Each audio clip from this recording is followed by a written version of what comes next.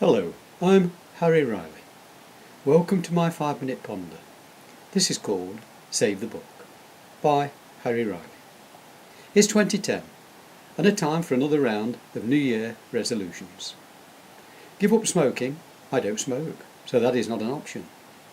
Reduce my carbon footprint. I'm doing all I can already, and I detest those miserable dim light bulbs that take forever to brighten up. So what can I do? We've had Save the Whale and Save the Donkey. How about Save the Book before it is too late?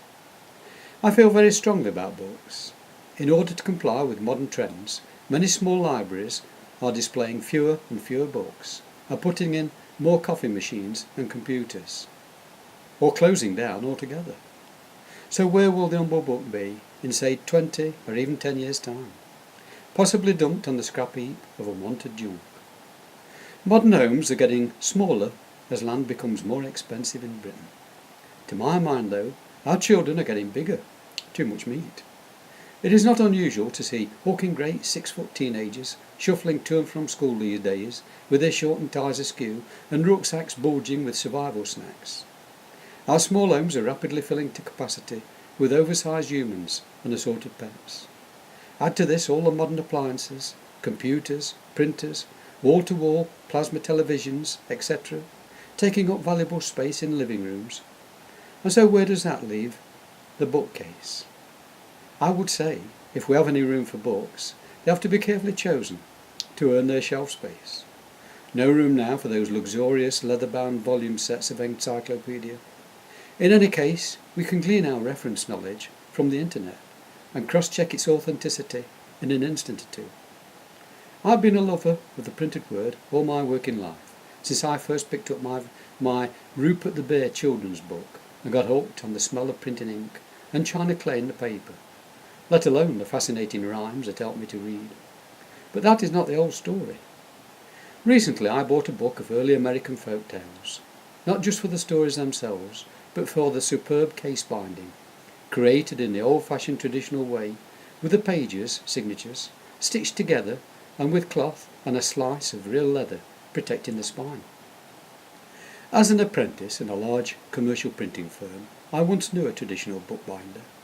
He would stitch the volumes individually and lovingly tool the leather covers with gold leaf, using a weighty hand-blocking press and brass type. He was old and fat, but his eyes would light up as he described the process, and he had a real passion for his work. Those items he created were true works of art. Of course, we have no time for this today. The most popular paperback books are perfect bound, by conveyor belt, multi-copy, hot melt gluing machinery.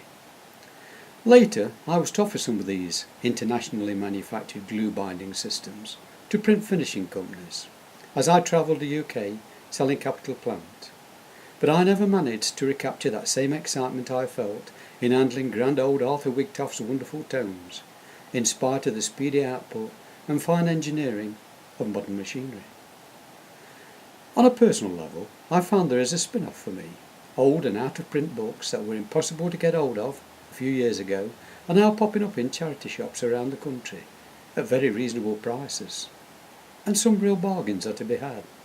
So maybe the book in its present form will survive after all, if only in the homes of the few remaining dinosaurs like me. I wonder, did somebody centuries ago condemn the printer for consigning his stonemason friends to working on the graveyard tombstone?